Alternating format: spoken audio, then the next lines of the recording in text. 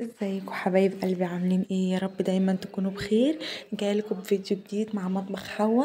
طريقة عمل السجق الشرقي بكل تفاصيله، طريقة مضمونة وسهلة وكمان موفرة ومش مكلفة وعلى قد ايدك، وبنص كيلو سجق هتعملوا كل الكمية اللي قدامك دي. بس قبل ما نبدأ ما تنسيش تعملي لايك وتشتركي في القناة وتفعلي زر الجرس عشان يوصلك كل جديد وغيرك يستفيد. يلا يا حبايب قلبي خش نشوف الطريقة وبسم الله. هنا يا حبايبي معايا نص كيلو سجق زي ما انتوا شايفين كده. طبعا انا جايبه سجق بلدي، انت عايزه تجيبي جملي عايزه تجيبي مستورد على حسب امكانياتك. وحطيته في الفريزر نص ساعه ان هو جمد عشان ان انا اعرف اقطعه، عشان لو انا قطعته وهو لسه جاي من عند الجزار هيتفرول مني كل الحشو بتاع السجق هيخرج. فابتدي ان انا اقطعه زي ما انت شايفه معايا كده لمكعبات صغيره.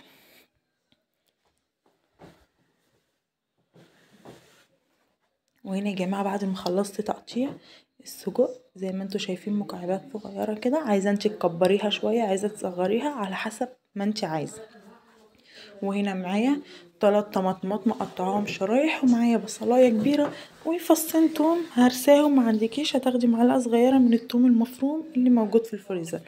وهنا بعد ما سخنت الطاسه بتاعتنا كويس جدا نزلت عليها بحبه زيت صغيرين زي ما انتوا شايفين كده. وبعد كده هنزل عليهم بالسجق بعد ما الزيت بتاعنا يسخن تماما، عشان انا عايزه الطاسه بتاعتنا سخنه عشان السجق ما يكبكش ميه. وانا بعد ما الطاسه بتاعتنا سخنت نزلت عليها بالسجق زي ما انتوا شايفين كده. وهبدا ان انا اشوح السجق كله في قلب الطاسه لغايه ما ينزل الزيت بتاعه.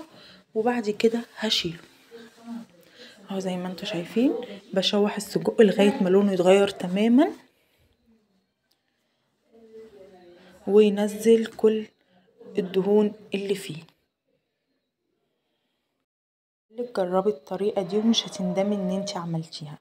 وهنا اهو يا جماعة بعد ما قلبته ابتدى لونه ان هو يتغير وابتدى ينزل كل المادة الدهنية اللي فيه زي ما انتوا شايفين كده. بقى لون الزيت بتاعنا عمل ازاي كده، السجق بتاعنا اتشوح ونزل منه الدهون كلها اللي فيه. هنبتدي ان احنا نشيله في طبق تاني على جنب علشان هنستخدم المواد الدهنية اللي نزلت منه دي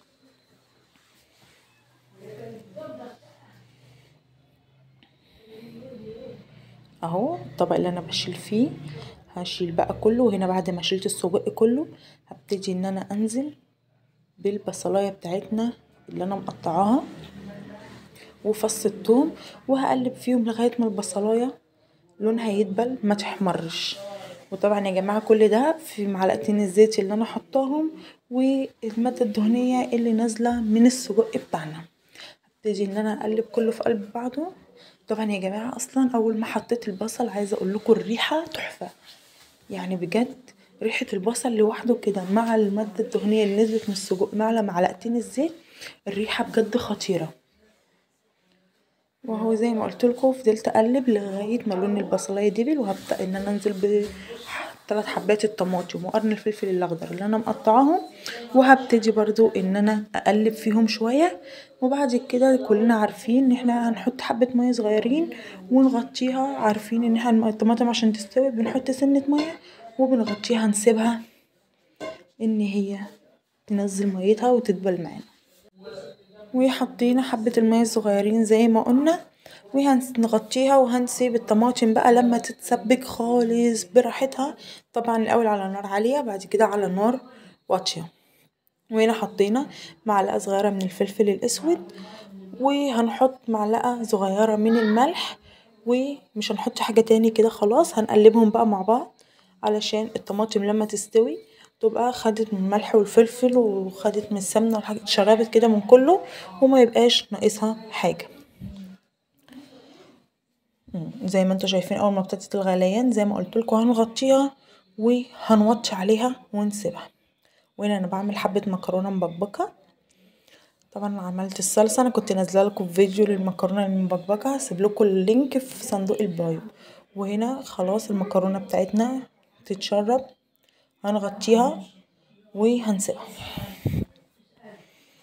طبعا يا جماعه الاكله دي بتبقى محب جنبها مكرونه او بطاطس، احنا بنفضل المكرونه.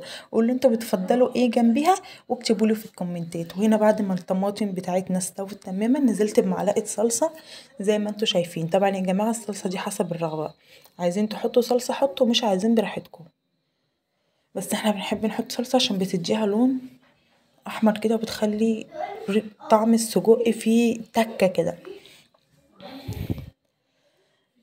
زي ما انتوا شايفين هنا بعد ما الطماطم بتاعتنا اتسبكت هننزل بالسجق بتاعنا وهنديه تقليبه كده مع الطماطم، وهنسيبه ان هو يكمل بقية سواه في الصلصة والصوص بتاعنا اللي احنا عاملينه ده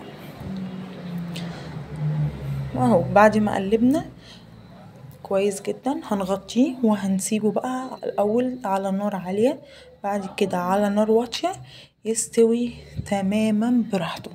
كده السجق بتاعنا خلاص خلص ومش محتاج اي حاجة تاني. طبعا السجق بيبقى حي، انت بتحقي على حسب الرغبة، بس ما تملحيش في الاول كتير علشان ما يبقاش حادق معاكي.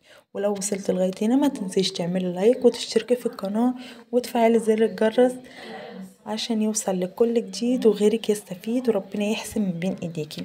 وهنا يا جماعه بعد ما السجق بتاعنا خلص بصوا عايزه اقول لكم ريحته روعه وطعمه جنان. بصوا يا جماعه حبه المكرونه المبكبكه يعني بجد بسم الله ما شاء الله السجق زي الفل وطعمه يجنن. فانت جربي الطريقه دي ومش هتندمي، وتكتبي لي في الكومنتات جربت الطريقه ولا لا وعجبتك ولا لا. يلا يا حبايب قلبي ما تنسوش تعملوا لايك وتشتركوا في القناة وتفعلوا زر الجرس. باي باي.